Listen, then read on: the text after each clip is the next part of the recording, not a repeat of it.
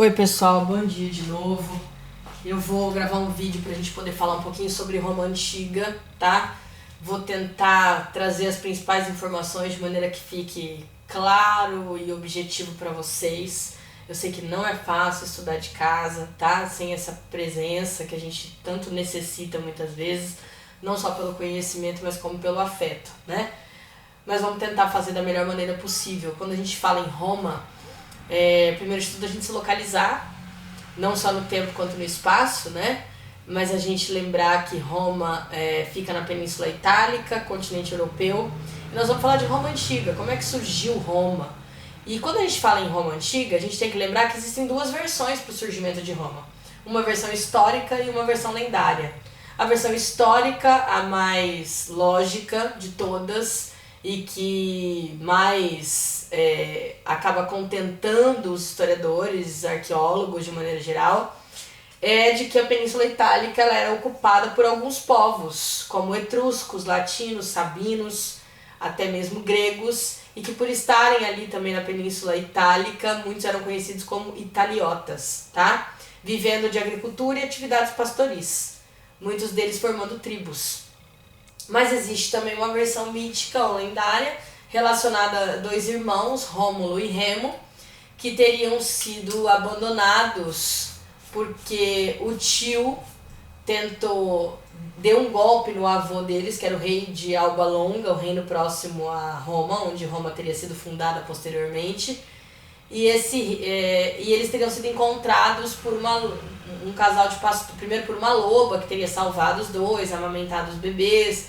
Depois foram criados por um casal de pastores e no futuro descobriram toda a sua história, que eles eram netos, né, desse rei chamado Numitor, e que o Amúlio, que era o tio, tinha aplicado um golpe e eles teriam ajudado então o avô a recuperar o reino de Alba Longa e que teriam fundado a cidade de Roma no Monte Palatino, próximo ao reino de Alba Longa, mas Rômulo teria matado o irmão Remo numa discussão e se tornado o primeiro rei de Roma, né? Lenda sempre foi muito comum, principalmente naquela época, né? A mitologia grega e a mitologia romana faziam parte da vida das pessoas, tá? Mas é claro que a gente vai se pautar na versão histórica. E aí nós vamos ver que a história de Roma se divide em monarquia, república e império, né? E aí com relação à monarquia romana, embora existisse o rei, nós tínhamos também a figura de um senado já, que governava junto com esse rei. Durante a monarquia romana, ela surge a partir da unificação das aldeias, tá? De latinos e sabinos, que eram situadas às margens do rio Tibre. Foi dominada inicialmente também pelos etruscos, tá? E governada por uma monarquia. Roma teria tido 7 reis, entre eles 4 latinos e sabinos e 3 reis etruscos. E nós vamos ver que, enquanto os latinos estavam no poder, os reis, o Senado e o rei conviveram pacificamente, porque o Senado era na sua maioria composto por latinos. Mas quando os reis etruscos tomaram o poder, começam grandes divergências, grandes problemas entre o Senado e a monarquia, que vão contribuir para a passagem da monarquia para a república. Mas antes da gente falar dessa passagem, nós temos que falar da sociedade romana, porque a divisão social em Roma ela permaneceu a mesma durante a monarquia, república e império, tá? A divisão social permaneceu a mesma, o que vai se modificar são as participações políticas. Por exemplo, essa divisão social era feita entre patrícios, que eram os grandes proprietários de terras, que possuíam, nesse primeiro momento, todos os direitos políticos. Perdão, gente. Os plebeus, que eram pequenos proprietários, comerciantes, artesãos, e que nesse primeiro momento não possuem direitos políticos, tá? Os clientes, que eram homens livres, mas que trabalhavam em troca de moradia e alimentação, e os escravos, que ora eram prisioneiros de guerra ou escravos por dívida, tá? Bom, como é que nós tivemos a passagem da monarquia para a república? Eu tenho um pequeno aqui chorando, vou ter que pegar no colo. Olha, gente, eu imagino quem tem filho pequeno, porque com cachorrinho já é difícil. Você tem que dar atenção, né? Bom, como é que ocorre essa passagem da monarquia para a república? nós vamos perceber que os últimos reis etruscos, como eu comentei com vocês, foram extremamente autoritários, em especial um deles, Tarquínio, que era conhecido inclusive como Tarquínio o Soberbo, que não aceitava a participação do Senado, que era composto pelos latinos, como eu falei para vocês, em sua maioria, mas principalmente os patrícios, tá? Que são essa classe social de grandes proprietários de terras. Então, incomodados com essa soberba e a impossibilidade de participar melhor do governo, eles vão derrubar Tarquínio e transformar a monarquia numa república. Nessa república, a divisão social permanece a mesma, mas vamos ter algumas mudanças com relação à política. Primeiro porque na república a gente vai ter o surgimento, além do Senado, de algumas assembleias.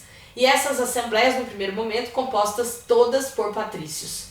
Porém, a gente tem que falar um pouquinho sobre elas. Eu fiz um esquema para não me perder, tá? Entre essas assembleias, a gente tem a Assembleia Centuriata, tá? Que é formada pelo exército, que elegia os cargos como pretores, censores, os edis e os cônsules. Quem eram os pretores? Os pretores eram responsáveis pela justiça, os edis pela administração pública, os censores pela contagem da população, faziam um censo, e os cônsules eram os juízes, tá?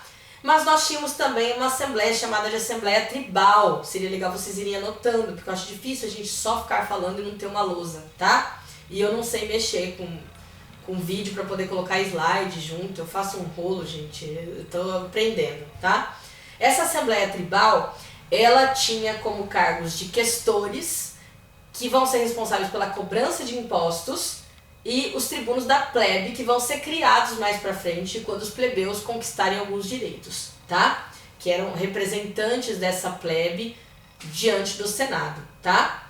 O Senado elabora leis e escolhe os cônsules, assim como os magistrados de maneira geral, que são todos os cargos políticos, tá? O maior deles de cônsul, depois edis, questores, censores, todos eles são cargos políticos considerados cargos magistrados, tá? Se ficar essa dúvida, quem eram eles? No início, os plebeus estavam praticamente, excluídos desse processo político e contribuíam servindo ao exército. E é por isso que eles vão conquistar alguns direitos. Vai haver, durante a República, uma revolta desses plebeus. Vai pro chão bem.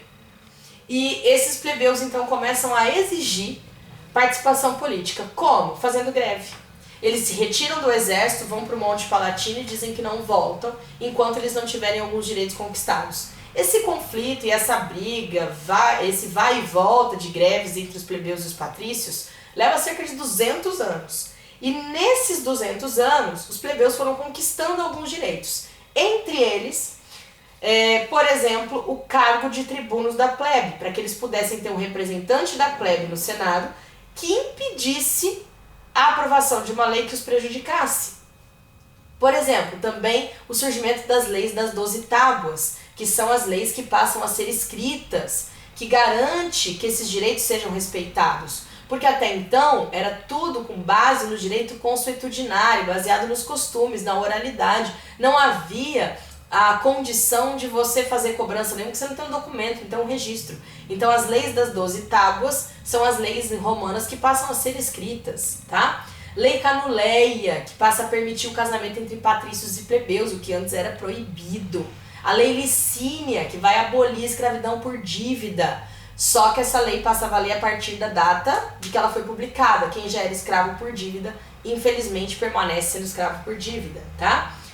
O acesso à magistratura e ao Senado, a aprovação de um plebiscito, ou seja, a participação desses plebeus começa a aumentar graças a essa luta entre plebeus e patrícios durante a República Romana, tá?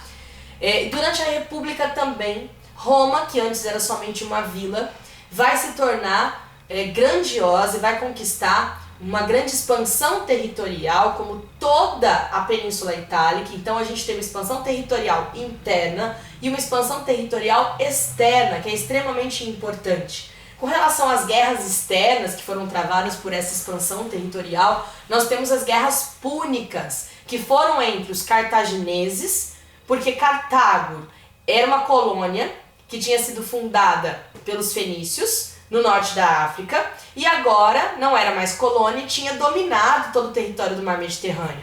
e passa a ser visada pelos romanos porque é uma região estratégica, comercialmente falando. Então os romanos desejam conquistar todo o território que havia sido conquistado por Cartago e a própria Cartago, tá? As guerras púnicas se dividem em 3 batalhas, nós temos, alguns falam primeira, segunda e terceira guerra púnica, tá?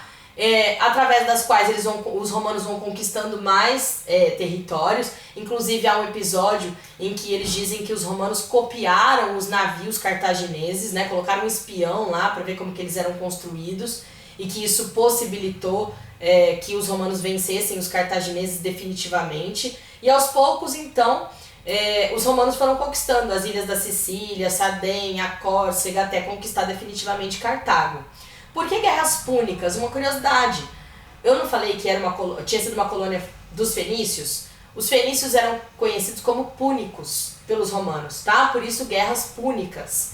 E aí a gente vai ver que a partir daí eles passam a controlar tantas regiões, os romanos, que eles dividiam também seus inimigos para ter um controle maior, constroem uma rede de estradas grandiosa que vai facilitar a passagem do exército e ao mesmo tempo a passagem do comércio, tá? Ocorrem várias mudanças sociais durante essa república a partir das conquistas romanas. Surgem plebeus enriquecidos, cresce o número de escravos, nós teremos, porém, os plebeus pobres reduzidos à miséria. Por quê? Com o crescimento do número de escravos, quem é que vai estar trabalhando para esses plebeus enriquecidos, para os patrícios? A mão de obra escrava. Eles não vão precisar dos plebeus mais pobres, porque para eles era mais vantajoso uma mão de obra escrava. Então essa crise durante a República Romana, ela vai ser muito importante, porque vai gerar um caos social e através disso surgem algumas tentativas de reformas. E entre esses reformadores a gente tem 2 irmãos, os irmãos Graco, Tibério e Caio Graco. Tibério tenta propor uma reforma agrária, dividindo aqueles territórios dos patrícios que não eram úteis, que não estavam sendo utilizados e repassando para os plebeus empobrecidos. Porém, ele foi perseguido pelos patrícios, foi morto inclusive, ele e seus seguidores. Mas alguns anos depois, seu irmão Caio Graco vem também propor uma reforma agrária e a famosa lei frumentária. O que era a lei frumentária? Era uma redução no preço do trigo, já que o pão era o alimento essencial na mesa dos romanos. Porém, ele também vai ser perseguido pelos patrícios, mas para não ser morto por eles, ele pede para que um escravo o mate, tá? Ele não se entrega. Essa tentativa de reformas pelos irmãos Graco, então, foi fracassada, porque os patrícios, na verdade, não queriam grandes mudanças. Eles querem continuar no controle de tudo, tá? E aí essa crise da República se agrava e surgem 2 ditadores, como Mário e Sila, tentando minimizar esse caos social, mas nem mesmo essa ditadura vai ser capaz de minimizar a crise. E diante do avanço dessa crise na República Romana, surgem 2 tipos de governo, já que havia, além da crise econômica, uma disputa pelo poder.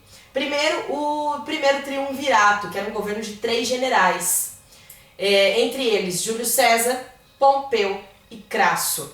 Nesse primeiro triunvirato, Crasso vai partir para conquistas e algumas batalhas de expansão territorial e acaba morrendo em batalha, sendo que o governo passa a ser disputado entre 2 generais, o Júlio César e o Pompeu.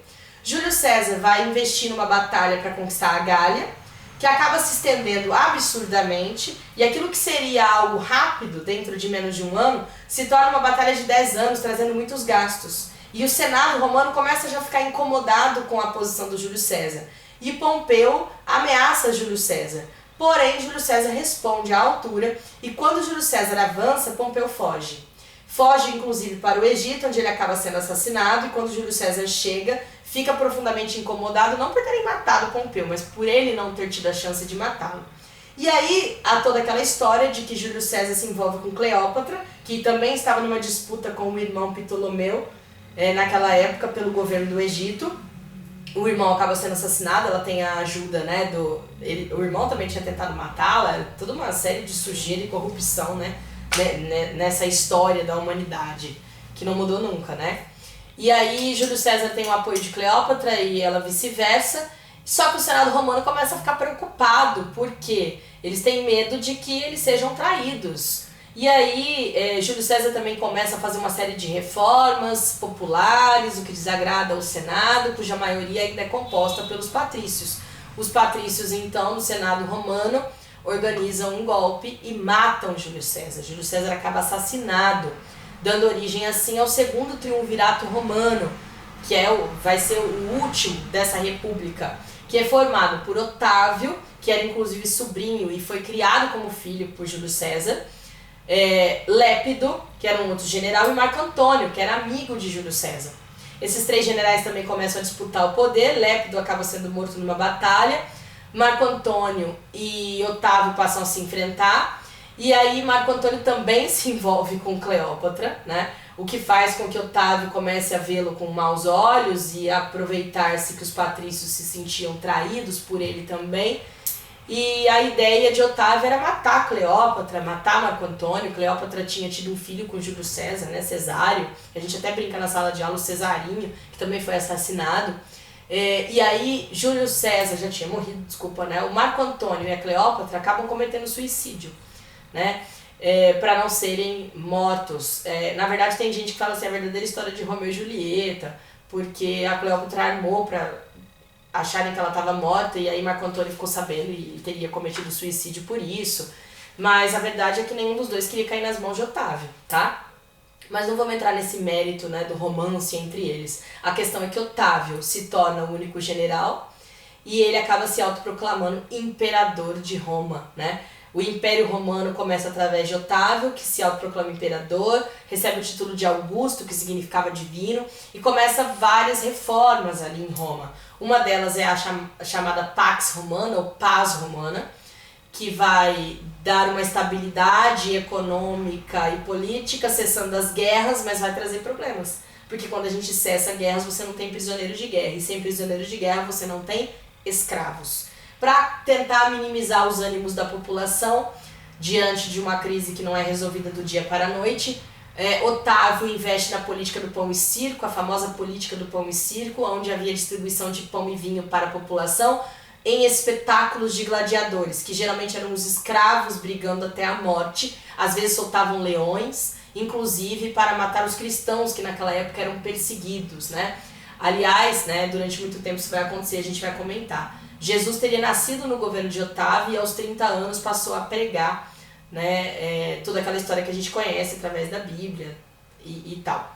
Bom, ele também realiza algumas reformas urbanas que são extremamente importantes. Há uma organização do império, né, divide o território em províncias senatoriais e imperiais, porque ele divide a administração, já que era um imenso território, tá? O exército romano passa a ser profissionalizado a partir de Otávio, porque os próprios soldados já estavam descontentes, né? Eles passam a ter salários, os soldados veteranos de guerra recebem terras como recompensa. Todas essas modificações são feitas a partir do governo de Otávio, tá?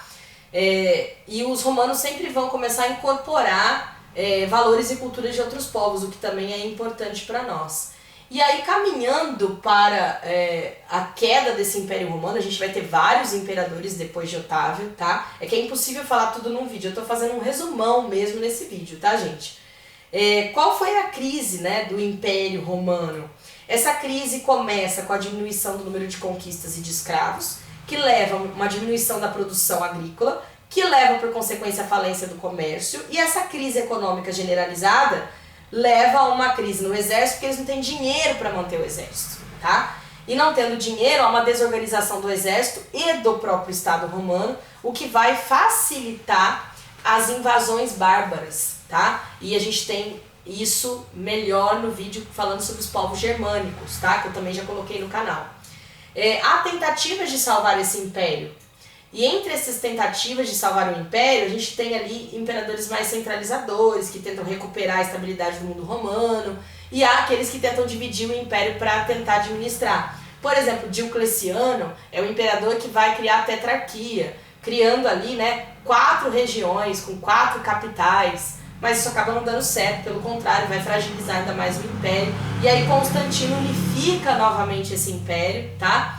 No entanto, esse império vai ser novamente dividido no Império, no governo de Teodósio, que vai dividir o Império Romano do Ocidente e Oriente, como nós vimos no vídeo de povos germânicos, Reino Franco. Mas tem alguns episódios muito importantes. No governo de Constantino, os cristãos ainda eram muito perseguidos. Por que os cristãos eram perseguidos durante o Império Romano? Porque, ora, se você passa a acreditar num único Deus, o imperador não é mais visto como um Deus, né? Então aquele título de Augusto, de divino, não faria mais sentido. Os imperadores se sentiam ameaçados pelos cristãos. No entanto, no governo de Constantino, Constantino teria usado o símbolo da cruz cristã numa batalha. E a partir daí, como ele venceu, ele teria começado a acreditar, né, no cristianismo e de que o rei poderia ser visto como representante desse Deus aqui na terra, escolhido por ele.